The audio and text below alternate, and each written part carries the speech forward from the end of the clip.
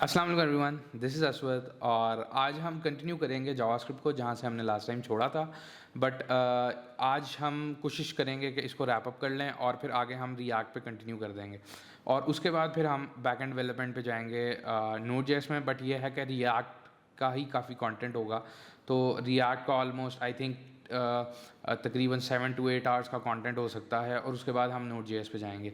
तो जब हम रिएक्ट पे जाएंगे तो रिएक्ट के अंदर हम जो चीज़ें हमें रिक्वायर्ड हैं, जो चीज़ें हमने सीखनी थी, वो बेसिकली जावास्क्रिप्ट की कुछ कोर चीज़ें थी जो मैं आपको अभी इस वीडियो में करवा दूंगा। इसके बाद हम रिएक्ट पे स्टार्ट कर देंगे।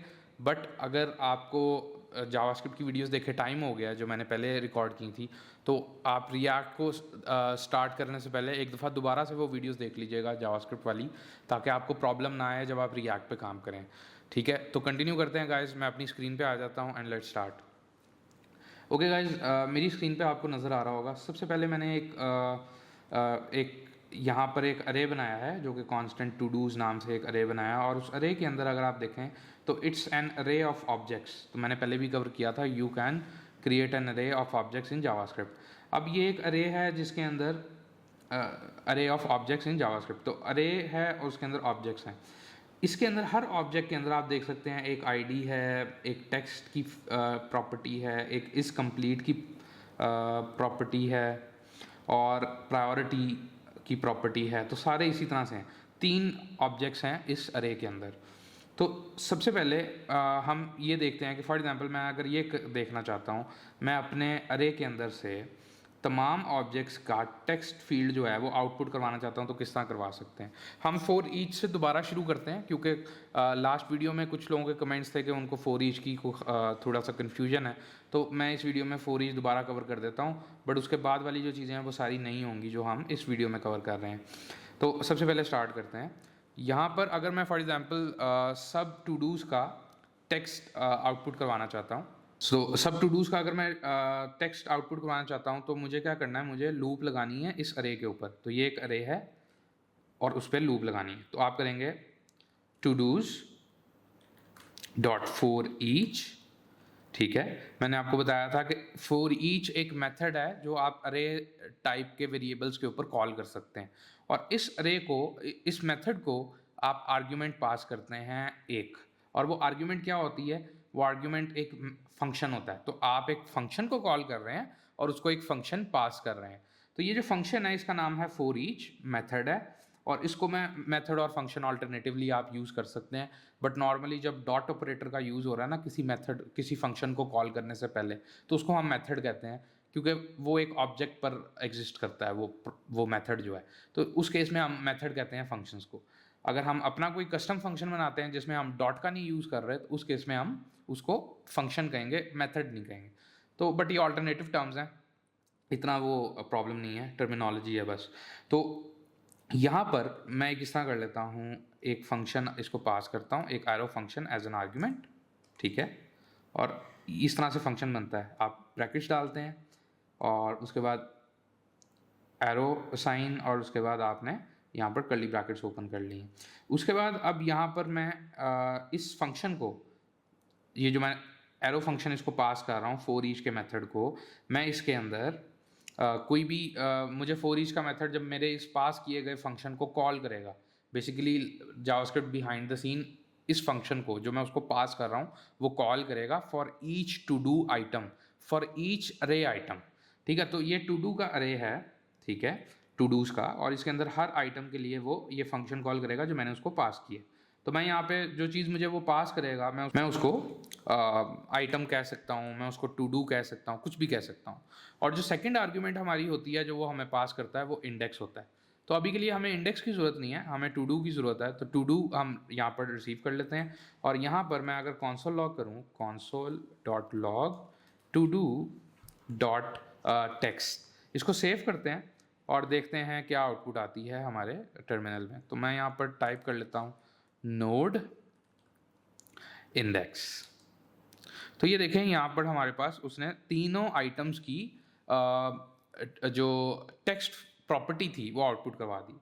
मैं इसके साथ साथ ये भी कर सकता हूँ कि मैं फॉर एग्जांपल अगर टेम्पलेट लिटरल्स का इस्तेमाल कर लूँ, तो मैं अगर टेम्पलेट लिटरल्स का इस्तेमाल कर लेता हूँ यहाँ पर डॉलर यहाँ पर मैं कहता हूँ टू डू डॉट प्रायोरिटी।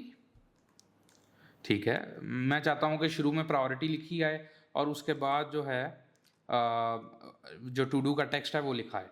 तो मैं यहाँ पर दोबारा से डॉलर करके टू डू डॉट टेक्स्ट, इसको सेव करते हैं और आउटपुट देखते हैं क्या आती है। तो हाई प्रायोरिटी पे मेरा टास्क क्या है, take out trash. Medium priority पे मेरा जो टू डू है वो है dinner with wife. Low priority पे है मीटिंग विद बॉस। अगर मैं फॉर एग्जांपल एक और टास्क यहाँ पे ऐड कर देता हूँ, control C and control V, और मैं यहाँ पर कह देता हूँ ID4 मीटिंग विद बॉस। मैं कह देता हूँ for example watch new movie for example, और इसको मैं कहता हूँ कि ये लो प्रायोरिटी है। ठीक है, तो अब मैं अगर सेव करता हूँ इसको और यहाँ पर दोबारा से इसको एग्जीक्यूट करता हूँ तो आप देख सकते हैं वॉच न्यू मूवी यहाँ पर भी आ रहा है।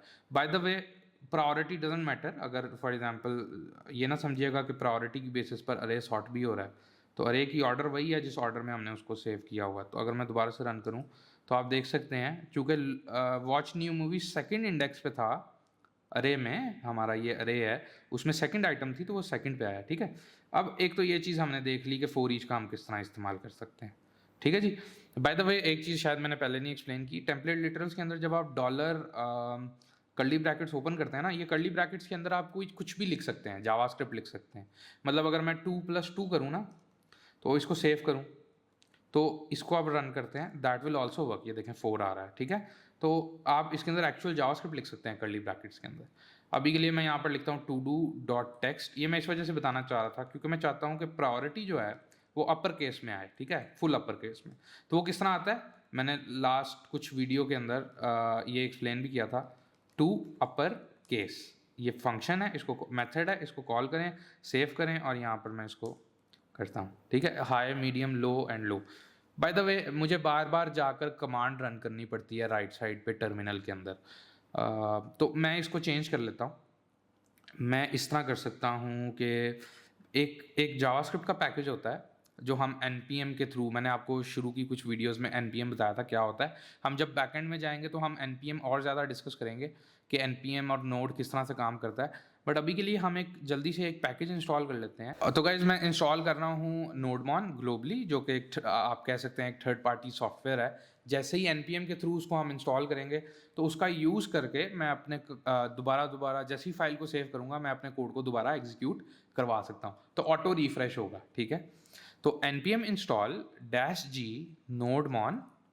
अब चूंकि मैं मैकबुक के ऊपर हूँ तो शुरू में मुझे सूडो लगाना पड़ेगा परमिशंस के लिए। बट आप अगर विंडोज़ पे हैं तो आपको सूडो लिखने की ज़रूरत नहीं है, आप सिर्फ ये कमांड लिखेंगे npm i।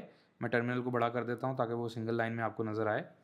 तो लेट्स सी, क्लियर करके npm i-g nodemon। विंडोज़ पे आपने ये कमांड रन करनी है, बट चूंकि मैं मैकबुक पे हूँ तो मुझे सूडो शुरू में लिखना पड़ेगा। तो मैं एंटर करता हूँ, पासवर्ड पूछ रहा है वो मेरे से, आपसे पासवर्ड नहीं पूछेगा, विंडोज़ पे नहीं पूछता बट मैकबुक पे करना पड़ता आपको। तो इसने मेरे लिए पैकेज ग्लोबली इंस्टॉल कर लिया है। कहाँ पर इंस्टॉल हुआ है डजेंट मैटर, हम किसी आइकन के थ्रू इसको ओपन नहीं करते। हमने अब सिंपली क्या करना है, हमने अपनी जावास्क्रिप्ट फाइल को इस तरह नहीं एग्जीक्यूट करवाना। अब हम करेंगे नोडमॉन इंडेक्स।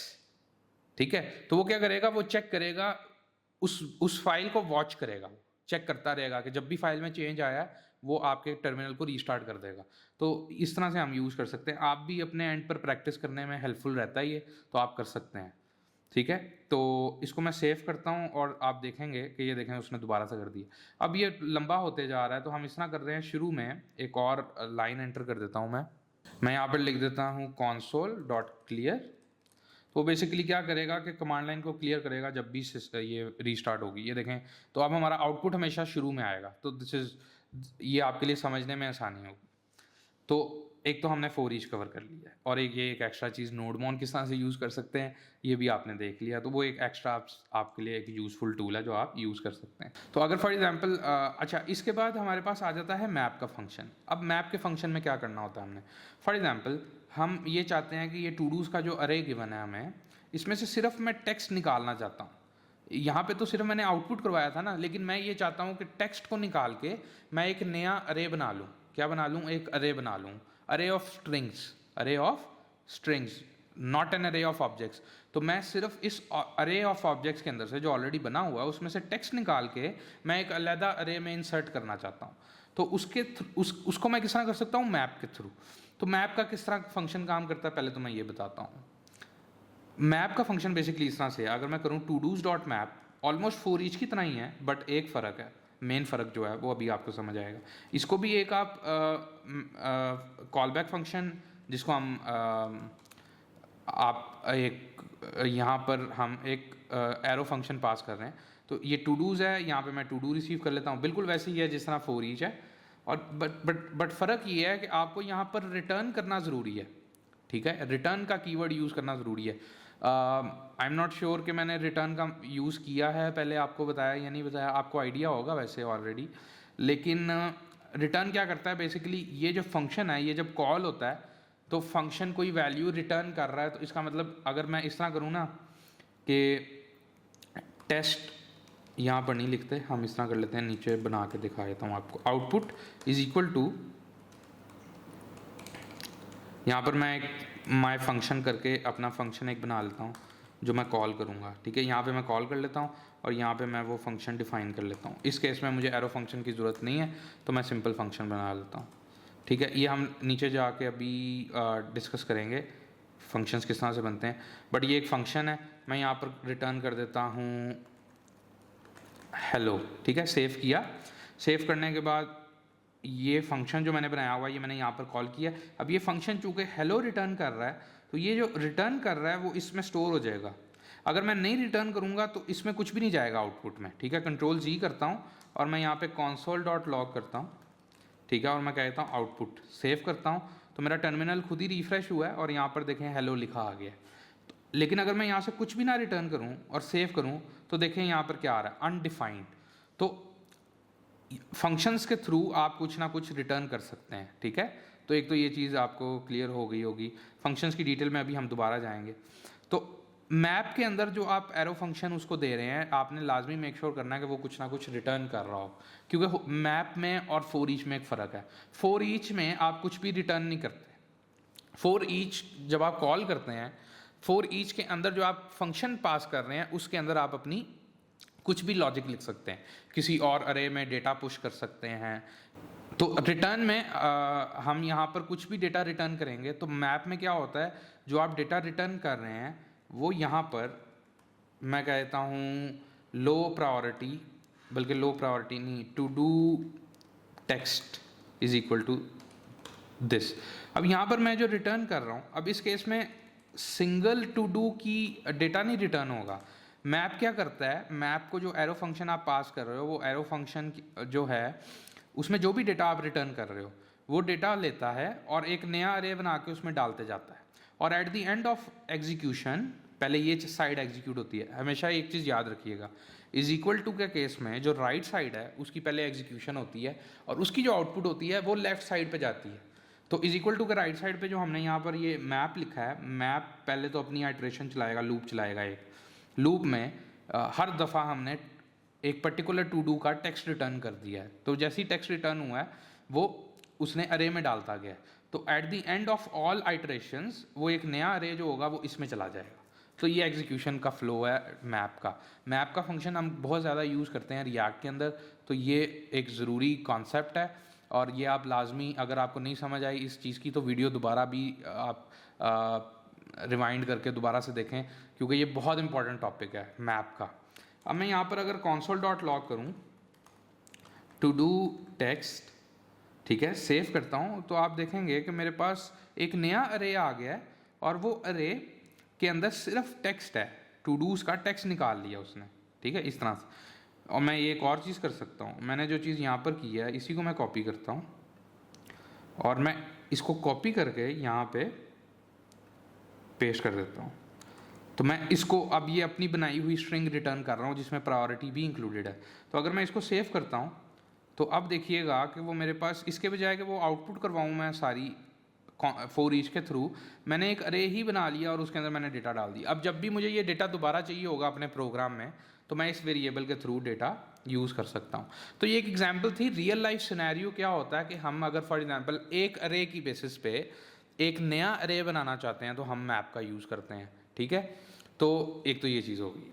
अब आगे चलते हैं, और ये रिएक्ट में हम काफ़ी यूज़ करते हैं। फिर आ जाता है फ़िल्टर का फंक्शन। अब फ़िल्टर का फंक्शन क्या करता है? फ़िल्टर का फंक्शन बेसिकली हेल्प करता है, बिल्कुल मैप की तरह ही है, बट एक फ़र्क है। फ़िल्टर का मेथड एक नया अरे रिटर्न करता है, ओरिजिनल अरे में कोई चेंज नहीं करता। मैप का भी मेथड ओरिजिनल अरे में कोई चेंज नहीं करता। फॉर ईच भी ओरिजिनल अरे में कोई चीज़ चेंज नहीं करता। बट मैप और फिल्टर दोनों एक अरे रिटर्न करते हैं बेस्ड ऑन आपका जो मेथड है वो क्या डेटा रिटर्न कर रहा है। मैप के केस में तो हम वो एक्चुअल वैल्यू रिटर्न करते हैं जो हम नए अरे में इंसर्ट करवाना चाहते हैं, ठीक है। लेकिन फिल्टर में हम हमेशा ट्रू या फिर फॉल्स रिटर्न करते हैं, ठीक है। मैं आपको बताता हूँ ज़रा, यहाँ पर मैंने डिस्क्रिप्शन भी अगर आप देखें तो क्या लिखा हुआ है, रिटर्न्स एन अरे बेस्ड ऑन कंडीशन। तो मैं यहाँ पे लिखता हूँ टू डू, मैं कहता हूँ लो प्रायोरिटी टू डूज। मैं एक नया अरे बनाना चाहता हूँ और उस अरे में मैं चाहता हूँ सिर्फ वो वाली टू डूज हों जो लो प्रायोरिटी की हैं, ठीक है। तो किस तरह से कर सकते हैं हम, todos dot filter. Filter के नाम से ही पता चल गया होगा कि हम फिल्टरिंग कर रहे हैं डेटा की। तो जैसी फिल्टरिंग होती है उस अरे की, वो डेटा कहाँ पे जाएगा, लो प्रायोरिटी टू डूज के वेरिएबल में चला जाएगा। तो मैं यहाँ पर कह देता हूँ टू डू और कंट्रोल सी, सॉरी, और यहाँ पर हमने बेसिकली एक कंडीशन रिटर्न करनी। अब कंडीशन क्या होती है, यहाँ पे आप ये कर सकते हैं कि if two do dot priority, ठीक है, इज इक्वल टू लो, ठीक है, लो, देन इस केस में रिटर्न करे ट्रू, ठीक है, एल्स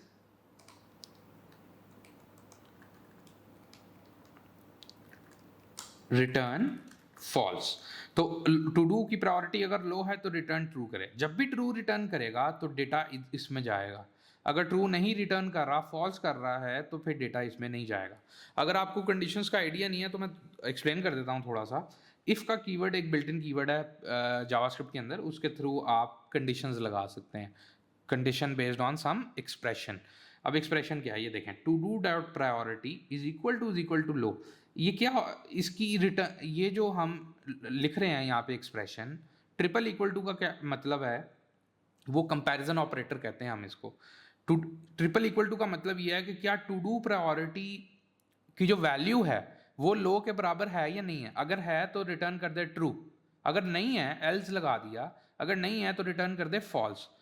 ज़रूरी नहीं आप एल्स लगाएं यहाँ पे, ठीक है, आप एल्स ना भी लगाएं तो ये हमारी ठीक चलेगी लॉजिक।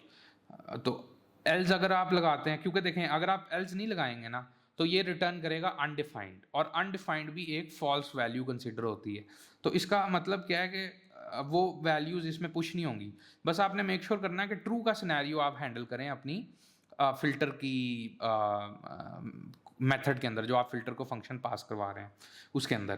तो मुझे एल्स की भी ज़रूरत नहीं है, बट एल्स आप कंडीशंस में लिख सकते हैं इस तरह से, अगर आप कोई दूसरा सिनेरियो भी हैंडल करना चाह रहे हैं, ठीक है। तो ये मैं एल्स ख़त्म कर देता हूँ, क्योंकि अनडिफाइंड इज ऑल्सो फॉल्स, तो उस केस में अनडिफाइंड जाएगा और वो इसमें इंसर्ट नहीं करेगा। अब नीचे जाते हैं और इसको कंसोल लॉग करके देखते हैं, तो आपको आइडिया होगा कि क्या आउटपुट आती है। Low priority todos, save करते हैं और ये देखें मेरे पास एक अरे आया, अरे ऑफ ऑब्जेक्ट्स, और अरे में दो ऑब्जेक्ट्स हैं, ठीक है। इसको मैं बड़ा कर लेता हूँ ताकि फॉर्मेटिंग ठीक आए। दोबारा सेव करते हैं, ये देखें अरे ऑफ टू ऑब्जेक्ट्स, ये उसने अलग अलग लाइन पे कर दिया, ये इकट्ठे लाइन पे कर दिया, बट इसमें जावास्क्रिप्ट का कोई कमाल नहीं है, ये सिर्फ कंसोल में हो रहा है इस तरह से, ठीक है। ये टर्मिनल का बिहेवियर है, इग्नोर करें कि ये डिफरेंट फॉर्मेट में क्यों आ रहा है। बट अगर आप नोटिस करें कि यहाँ पर सिर्फ वो टू डूज आए हैं जिनकी प्रायोरिटी लो थी, ठीक है। अगर मैं उस अरे में जाके एक और टू डू ऐड करूँगा जिसकी प्रायोरिटी लो है, तो वो भी यहाँ पर अपीयर होने लग जाएगा, ठीक है। तो एक तो ये चीज़ आपने याद रखनी है कि डेटा को फ़िल्टर किस तरह से किया जा सकता है। हम फ़िल्टरिंग का नॉर्मली फ्रंट एंड पे यूज़ कहाँ पे करते हैं ये भी मैं आपको बता देता हूँ।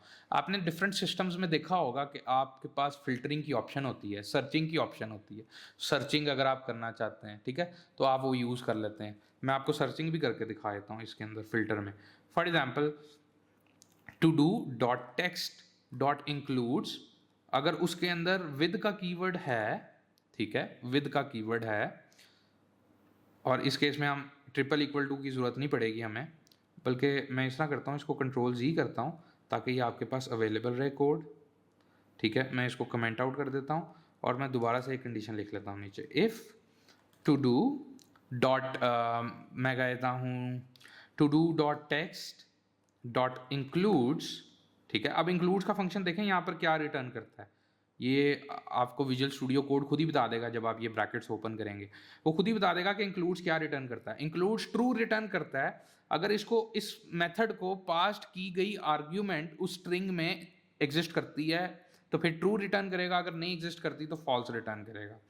तो मैं यहाँ पे कहता हूँ कि अगर उसमें विद आ रहा है तो फिर रिटर्न करे ट्रू, ठीक है। तो सेव करते हैं तो आप देखें ये वाला टू डू था जिसमें विद लिखा आता है और ये वाला टू डू था जिसमें विद लिखा आता है, बाकी किसी टू डू में विद का वर्ड नहीं आता, तो इस वजह से उसने ये टू डूज रिटर्न कर दिए, ठीक है। तो hopefully that makes sense, but इसको हम और बेहतर भी कर सकते हैं। मैंने आपको एक चीज़ बताई थी कि to do dot text, text एक स्ट्रिंग है तो इस वजह से हम उसके ऊपर इंक्लूड्स का मेथड कॉल कर सकते हैं। मैंने प्रीवियस वीडियोज़ के अंदर ये वाला मेथड डिस्कस किया था। तो ये चूंकि ये जो मेथड है इंक्लूड्स का, ये एक बुलियन रिटर्न करता है तो हम डायरेक्टली उसको रिटर्न कर सकते हैं, ठीक है, इस तरह से। तो हमें ये इफ़ कंडीशन लगाने की ज़रूरत ही नहीं है यहाँ पर, ठीक है। तो मैं कंट्रोल X करता हूँ, सॉरी उसको ख़त्म कर देते हैं, और यहाँ पर आप देखें सेम आउटपुट है, ठीक है। तो चूँकि वो बुलियन है, हमने बस मेक श्योर करना है कि जो वैल्यू है वो ट्रू या फॉल्स हो जो रिटर्न हो रही है। तो आपने थोड़ा यहाँ पर क्रिएटिवली सोचना है कि एक फंक्शन की आउटपुट क्या हो सकती है। प्रोग्रामिंग लैंग्वेजेस में return types, return data return क्या हो रहा है, डेटा की टाइप क्या है, डेटा की जो टाइप है उस पर मेथड्स कौन से कॉल हो सकते हैं, ये बड़ा इंपॉर्टेंट है एक अच्छा डेवलपर और एक अच्छा इंजीनियर बनने के लिए, वेब इंजीनियर बनने के लिए, या जब भी आप प्रोग्रामिंग कर रहे हैं, ठीक है। This is one of those things के जो प्रोग्रामिंग में बड़ी ज़रूरी है आपके लिए जानना, नहीं तो आपके कोड की आपको खुद नहीं समझ आ रही होगी कि हो क्या रहा है। तो रिटर्न टाइप्स क्या हैं, टाइप्स को किस तरह से उनके साथ खेला जा सकता है, ये इंपॉर्टेंट है जानना। तो होपफुली यहाँ तक क्लियर है। आगे चलते हैं। हमने फॉर ईच का डिस्कस कर लिया, मैप का डिस्कस कर लिया, फिल्टर का डिस्कस कर लिया। अब कंडीशनल्स जो हमने इफ़ कंडीशन का यूज़ किया था वो थोड़ा और ज़रा देखते हैं उसको। मैं यहाँ पे एक वेरिएबल बना लेता हूँ, मैं अपना नाम लिख लेता हूँ यहाँ पर, मैं कहता हूँ असवद अली, बल्कि हम इस तरह नहीं करते, हम ऊपर जो डेटा है ना हमारे पास, जो हमारे पास एक अरे गिवन है टू डूज का, हम उसको ही यूज़ कर लेते हैं। मैं फॉर एग्जांपल ये चाहता हूँ कि अगर मेरे पास 5 से ज़्यादा टू डूज हैं तो कंसोल पे आउटपुट हो जाए, स्क्रीन पे लिखा आ जाए कि मैं बिजी हूँ, ठीक है। Length, if todos dot length is greater than 5, अगर मेरे पास 5 से ज़्यादा टास्क हैं तो मैं कह दूँ कंसोल डॉट लॉग कर दूँ, मैं कहता हूँ for example sorry I am very busy today, I am very busy today, ठीक है जी। तो फॉर एग्जांपल आप एक प्रोग्राम बना रहे हैं जिसमें आप बेस्ड ऑन कि आपने आज क्या क्या काम करने हैं वो बाकी लोगों को बताता है कि आप उनके लिए अवेलेबल हैं या नहीं है। तो एक एग्जांपल सिनेरियो है, तो हम यहाँ पे अब console डॉट लॉग कर लेते हैं। एक सेकंड सिनेरियो में कहता हूँ कि या श्योर आई एम अवेलेबल, ठीक है। इसको सेव करते हैं और अगर हम देखें तो यहाँ पर क्या लिखा आ रहा है, yes sure I am available. अगर मैं फॉर एग्जांपल इधर एक और ऐड करता हूँ टू डू, ठीक है, सेव करते हैं, अभी भी वो कह रहा है कि आई एम अवेलेबल, क्योंकि अभी भी हम 5 से ऊपर नहीं गए, हमने ग्रेटर देन 5 कहा है, 5 नहीं कहा, हमने कहा ग्रेटर देन 5। दैट मीन्स कि अगर 6 या 6 से ज़्यादा चीज़ें होंगी हमारे पास तो फिर करने को, तो फिर हम बिज़ी होंगे। तो मैं 6 डालता हूँ, अभी मैं हमारे पास 6 आ गए हैं, सेव करता हूँ, देखें 6, sorry I am very busy today, ठीक है। तो इस तरह से आप कंडीशंस का यूज़ कर सकते हैं इफ़ एल्स का। अगर आप एल्स ना डालते तो ऑफ कोर्स वो जो हमारा दूसरा सिनेरियो है कि आई एम अवेलेबल, वो रन ही नहीं होना था। तो मैं अगर यहाँ पर ये ख़त्म करता हूँ, जो एक्स्ट्रा 2 हमने ऐड किए थे, तो आप देखें यहाँ पर अब गायब हो गया है। कोई सेकेंडरी, कोई दूसरा केस हमने हैंडल ही नहीं किया, एल्स वाला केस हमने हैंडल ही नहीं किया। तो मैं इसको कंट्रोल Z करता हूँ, चेक करते हैं, कह रहा है yes I am very busy today, और या अभी तक ये ठीक है। अब यही लॉजिक हम थोड़ी बेहतर तरीके से भी कर सकते हैं। मैं एक और वेरिएबल बनाता हूँ, मैं कहता हूँ let is available, let my availability is equal to availability is equal to, मैं फॉर एग्जांपल ये जो कोड मैंने लिखा हुआ है ना, मैं इसको थोड़ा कॉम्पैक्ट करना चाहता हूँ। तो इस केस में हम टर्नरी ऑपरेटर यूज़ कर सकते हैं, जो कि ये वाली कॉन्सेप्ट है। मैं यहाँ पे पेस्ट कर देता हूँ, और इफ़ एल्स स्टेटमेंट हमने डिस्कस कर ली है। मैं कमेंट्स ज़रा प्रॉपर्ली ऑर्गेनाइज कर देता हूँ ताकि आपके पास ये फाइल जब आए तो आपको क्लियर हो जाए। अच्छा, लेट माई अवेलेबिलिटी, इसको इग्नोर करें, जो कंसोल में एरर आ रहा है, क्योंकि अभी हमने कोड पूरा लिखा नहीं है और हमने सेव कर दिया है। तो हम अब इस सिंटेक्स को हम शॉर्ट करना चाह रहे हैं। तो जावास्क्रिप्ट में एक शॉर्ट हैंड इफ़ आता है जिसको हम टर्नरी ऑपरेटर कहते हैं। तो हम यहाँ पे कर सकते हैं टू डूज डॉट लेंथ, ठीक है, is greater than 5 then question mark, if मतलब जो हमने इफ ट्रू है, ट्रू का केस हम यहाँ पे लिखते हैं, फॉल्स का केस, ट्रू का केस पहले लिखते हैं क्वेश्चन मार्क के बाद। तो मैं लिखना चाहता हूँ, मैं यही कॉपी कर लेता हूँ, कंट्रोल C, कंट्रोल V, और इसके बाद जो एल्स का सिनेरियो है वो हम कॉलन डाल के उसके बाद लिखते हैं। तो मैं इसको कॉपी करता हूँ, कंट्रोल C, यहाँ पर करते हैं कंट्रोल V सेमी कॉलन, और इसको मैं ज़रा अगर फुल स्क्रीन करूँ तो आपको आइडिया होगा कि सिंगल लाइन पे ये किस तरह का अपीयर हो, इस तरह से ये आता है। तो आपको होपफुली क्लियर हो गया है कि टू डू टर्नरी ऑपरेटर जो है उसका किस तरह से इस्तेमाल किया जा सकता है। तो इस तरह से हम लिखते हैं। मैं जूम इन दोबारा से कर लेता हूँ ताकि आपको क्लियरली नज़र आए स्क्रीन पे। तो ये आप देख सकते हैं, ये मैंने कर लिया। सेव करूँगा तो मेरा एडिटर उसको खुद ही ऑटोमेटिकली फॉर्मेट कर रहा है, तो इस वजह से वो 2 लाइनों पे, 3 लाइनों पे रह गया उसको। बट आउटपुट अगर आप देखें, इसके बाद मैं यहाँ पर कॉन्सोल लॉग करवा देता हूँ, console dot log my availability, save करते हैं, और इसको मैं कमेंट आउट कर देता हूँ अभी के लिए, ठीक है। सेव करते हैं, तो ये देखें क्या कह रहा है, sorry I am very busy today. Same result है बट शॉर्टर सिंटेक्स है, 1 लाइन में आपने लिख लिया है, अपनी लॉजिक लिख ली है। अच्छा, ये कंडीशन को हम किस तरह से कर सकते हैं? कंडीशंस में मल्टीपल ऑपरेटर्स यूज़ किए जा सकते हैं। आप ग्रेटर देन कह सकते हैं, आप लेस देन भी कह सकते हैं, ठीक है, कि if todos dot length is less than 5 then true case run हो जाएगा। अगर to do dot length is less than is not less than 5 तो एल्स का सिनेरियो रन होगा, क्योंकि इसकी जो रिटर्न वैल्यू आएगी वो फॉल्स आएगी। यही जो फॉर्मेट है, ये जो ऑपरेटर्स मैं अभी आपको दिखा रहा हूँ, लेस देन, ग्रेटर देन, ये बिल्कुल वैसी हैं जिस तरह हम मैथमेटिक्स में यूज़ करते हैं, ठीक है। और यही सेम ऑपरेटर्स आप इफ़ और एल्स के साथ भी यूज़ कर सकते हैं, ठीक है। इसके अलावा आप डबल इक्वल टू का यूज़ कर सकते हैं, ठीक है। डबल इक्वल टू क्या करता है, ये उसी तरह है जिस तरह ट्रिपल इक्वल टू हमने ऊपर देखा था अभी। ट्रिपल इक्वल टू वैल्यूज़ भी मैच करता है और टाइप्स भी मैच करता है, ठीक है। इसकी डिटेल में मैं लेटर ऑन जाऊंगा, बट मेरे जो कुलीग हैं फरहान, जो HTML CSS और जावास्क्रिप्ट का कोर्स रिकॉर्ड करवा रहे हैं, उसमें वो इन बेसिक लेवल चीज़ों की डिटेल में जाएंगे। मैं अभी वो चीज़ें कवर नहीं कर सकता, वीडियो बहुत लंबी हो जाएगी। बट ये है कि डबल इक्वल टू सिर्फ टाइप्स मैच करता है, डबल इक्वल टू जो है वो सिर्फ वैल्यूज़ मैच करता है, और ट्रिपल इक्वल टू जो है वो वैल्यूज़ भी मैच करता है, लेकिन उसके साथ साथ उन वैल्यूज़ की टाइप्स भी मैच करता है, मेक श्योर करता है कि टाइप्स भी सेम है। फॉर एग्जाम्पल स्ट्रिंग 5 जो है, स्ट्रिंग में आप 5 डाल देते हैं और डबल इक्वल टू 5 नंबर कर देते हैं विदाउट स्ट्रिंग्स, तो उसकी रिटर्न क्या होगी, ट्रू। वो ट्रू है क्योंकि टाइप नहीं चेक की उसने, सिर्फ वैल्यू चेक की है। लेकिन जब आप ट्रिपल इक्वल टू का यूज़ करेंगे, लेफ्ट साइड पे स्ट्रिंग रखेंगे, स्ट्रिंग में कोट्स के अंदर 5 रखेंगे और राइट साइड पर नंबर 5 रखेंगे, तो आउटपुट फॉल्स आएगी in case of triple equal to. तो ये थोड़ा सा मैंने आपको रिव्यू करवा दिया है। तो अभी के लिए ट्रिपल इक्वल टू इस तरह से हम डाल सकते हैं कि जब लेंथ इज इक्वल टू 5 है तब ही मैं बिजी हूँ, ठीक है।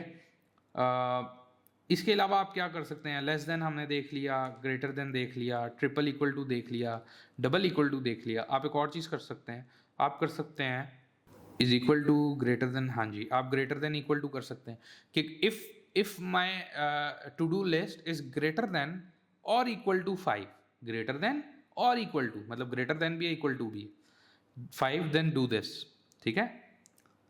और आप लेस देन इक्वल टू का भी यूज़ कर सकते हैं, इज इक्वल टू बाद में आएगा। तो होपफुली ये आपको क्लियर है। इसके साथ साथ आप मल्टीपल कंडीशंस भी लगा सकते हैं कि if todos dot length is less than 5, ठीक है, एंड के लिए डबल एम्परसेंड यूज़ करते हैं, and todos dot length is greater than 0 then I am very busy, ठीक है। आप ये भी कर सकते हैं। और खैर इस केस में ये कंडीशन की सेंस नहीं बनती, लेकिन आप एम्परसेंड का यूज़ कर सकते हैं या आप और का भी यूज़ कर सकते हैं। तो जो हमने और ऑपरेटर इस तरह से डबल बार साइन आप डाल सकते हैं। तो और क्या है कि या तो ये कंडीशन ट्रू हो जाए या फिर ये कंडीशन ट्रू हो जाए, दोनों में से जो भी ट्रू होगी वो ये वाली लॉजिक रन हो जाएगी। अगर दोनों में से कोई भी ट्रू नहीं है तो ये वाली रन हो जाएगी, ठीक है। तो इसकी डिटेल में वही मैंने कहा है कि जो HTML CSS जावास्क्रिप्ट वाला कोर्स है उसमें फरहान डिटेल में जा रहे होंगे, तो आपको काफ़ी क्लियर हो जाएगा वो। अच्छा आगे चलते हैं हम। एक तो टर्नरी ऑपरेटर हमने डिस्कस कर लिया, फिर हमारे पास आ जाता है स्विच स्टेटमेंट। अब स्विच स्टेटमेंट क्या होती है? स्विच बेसिकली है कि अगर आपने मल्टीपल सिनेरियोज हैंडल करने हैं, मतलब सिर्फ ट्रू या फॉल्स का सिनेरियो नहीं है, वैल्यू कुछ भी हो सकती है। फॉर एग्जांपल मैं कहता हूँ, हम इस तरह कर लेते हैं, स्विच एक फंक्शन की तरह चलता है। so, आप फंक्शन लिखते हैं यहाँ पर स्विच, ठीक है। यहाँ पर मैं स्विच को वैल्यू कोई देता हूँ। अभी के लिए मैं कहता हूँ टू डूज डॉट लेंथ, कि इस लेंथ की बेसिस पर मल्टीपल केसेस हैंडल करें। तो पहला केस मैं कहता हूँ कि अगर टू डूज की लेंथ 0 है तो आउटपुट करे console.log, ठीक है, आउटपुट कर दे कि I have no tasks in my queue, ठीक है। एक तो ये चीज़ हमने कर ली। अच्छा, हर केस जो आप करेंगे, केस इस तरह से लिखते हैं, ये जो केस की वैल्यू है ये वैल्यू इसके साथ मैच होती है। अगर ये टू डूज डॉट लेंथ की वैल्यू 0 हुई तो ये वाला केस रन होगा, ठीक है। मैं यहाँ पे इसके बाद ब्रेक लिखना भी ज़रूरी होता है, तो हर केस के एंड पे आपने ब्रेक ज़रूर डालना है। अब मैं अगर कहता हूँ केस फॉर एग्जांपल 5, ठीक है, सॉरी केस 5, तो यहाँ पर मैं लिख सकता हूँ console.log I have some tasks in my queue, ठीक है। और इसके नीचे मैं लिख देता हूँ ओके। तो अगर मेरे पास जो लेंथ है टू डूज की वो 5 है, और तो मैं console log करवाना चाहता हूँ I have some tasks।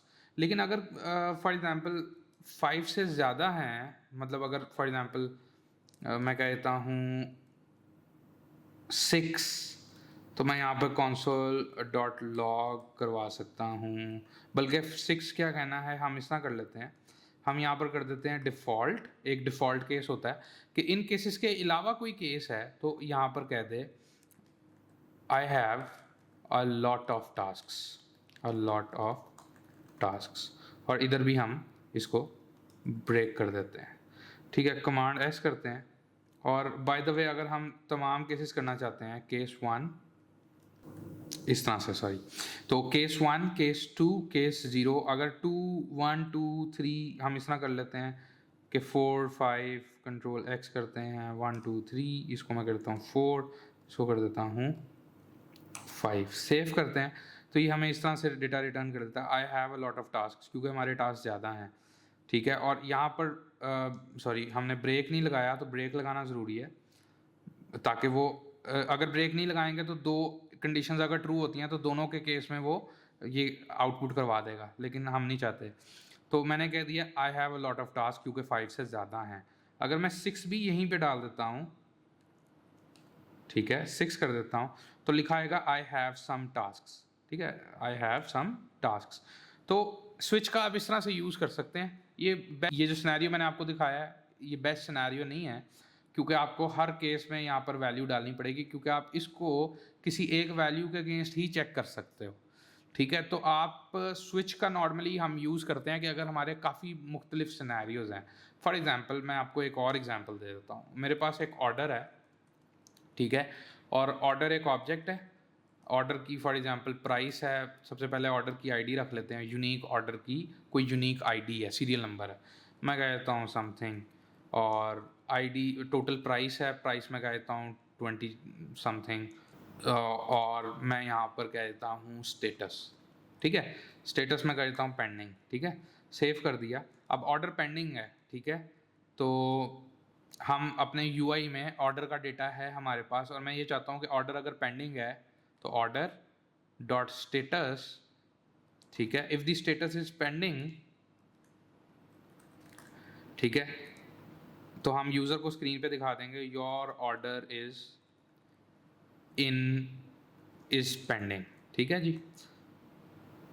और यहाँ हम ये कह सकते हैं इज़ बीइंग प्रोसेस्ड, और यही कंडीशन कॉपी करते हैं और मैं नीचे तक जाके कॉपी कर लेता हूँ, पेस्ट कर देते हैं। इधर मैं कर देता हूँ शिपिंग, शिप्ड कर देते हैं। Your order is being shipped, या हम ये कहते हैं your order is on its way, ये हो गया। और इसके अलावा सेंट या कंप्लीटेड हम कर देते हैं your order has already been, इसका हम कर देते your order has already been delivered. और अगर इनमें से कोई सिनेरियो पास नहीं करता तो अननोन स्टेटस मैं चाहता हूँ स्क्रीन पे आ जाए, तो अननोन स्टेटस सेव किया। तो ये देखें your order is being processed, क्योंकि टास्क जो है वो ऑर्डर स्टेटस क्या थी, पेंडिंग थी।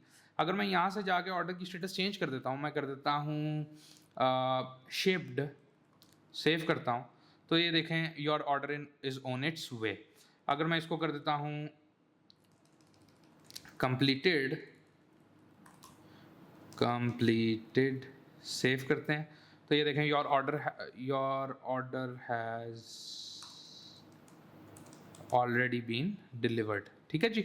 तो इस तरह से आप स्विच का यूज़ कर सकते हैं। होपफुली आपको समझ आ गया होगा। तो गाइज़ यहाँ तक हमने जावास्क्रिप्ट कवर कर ली है, और जावास्क्रिप्ट में हमने काफ़ी कुछ कवर कर लिया। हमने सबसे पहले देखा हम स्क्रीन पर आउटपुट किस तरह दिखा सकते हैं, अलर्ट का मेथड देखा, console.log का मेथड देखा, आपने ब्राउज़र के अंदर कंफर्म, प्रॉम्प्ट, अलर्ट, ये भी मेथड्स यूज़ किए होंगे। बट हमने जावास्क्रिप्ट पॉइंट ऑफ व्यू से विदाउट ब्राउज़र हमने देखा कि किस तरह से हम काम कर सकते हैं।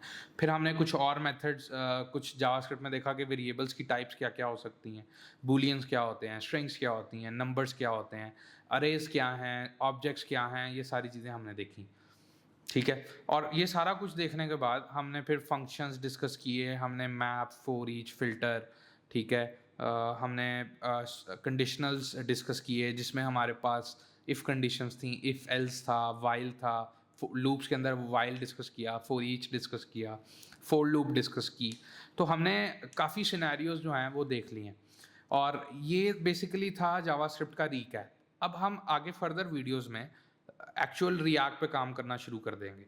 उसके लिए आपकी जावास्क्रिप्ट का रीकैप करवाना ज़रूरी था, क्योंकि मैं नहीं चाहता था कि जब आप उस पे जाएं रिएक्ट पे तो आपको कोई प्रॉब्लम्स आएँ, कन्फ्यूजन हो। तो हम यहाँ पे हमने वो कोशिश ये की है कि आपकी वो कन्फ्यूजन्स क्लियर हो जाएं। बट अगर अभी भी आपकी कोई कन्फ्यूजन्स हैं या आप जावास्क्रिप्ट को और डिटेल में देखना चाहते हैं रिएक्ट पर जाने से पहले, तो फरहान की जो अलहदा वीडियो सीरीज़ है HTML CSS जावास्क्रिप्ट की, उसमें वो जावास्क्रिप्ट की वीडियोस आएंगी, तो आप उसमें और फर्दर डिटेल में जाके जावास्क्रिप्ट देख सकते हैं, क्योंकि वो जो है वो फ्रॉम स्क्रैच वो बेसिक लेवल से जावास्क्रिप्ट करवाएंगे। मैं एज्यूम कर रहा हूँ इस कोर्स में कि आपको ऑलरेडी जावास्क्रिप्ट के कुछ कॉन्सेप्ट्स क्लियर हैं, तो हम उसको लेकर चल रहे हैं। नहीं तो ये जो कोर्स है ये ऑलरेडी काफ़ी लंबा है, और अगर हम बेसिक भी इसमें डाल देते तो ये आराम से तकरीबन 60 आवर्स का कोर्स बन जाना था। तो अभी हमारी कोशिश है कि अराउंड 30 to 40 आवर्स का कोर्स हो। तो ये है कि ये हमारा प्लान है इसको लेके। अभी ये है कि आप जावास्क्रिप्ट रिकैप कर लें, और नेक्स्ट वीडियो में हम रिएक्ट स्टार्ट कर देंगे। आपने मेक श्योर करना है कि वो देखने से पहले वीडियो आप एक दफ़ा जावास्क्रिप्ट आप रिकैप कर लें। तो ये वीडियो सीरीज़, ये जो वीडियो आई हैं सो फार जावास्क्रिप्ट क्रैश कोर्स के जो पार्ट्स आए हैं वो आप लाजमी देख लें रिएक्ट पर जाने से पहले। So that's it for this video guys. Thank you very much. Allah Hafiz.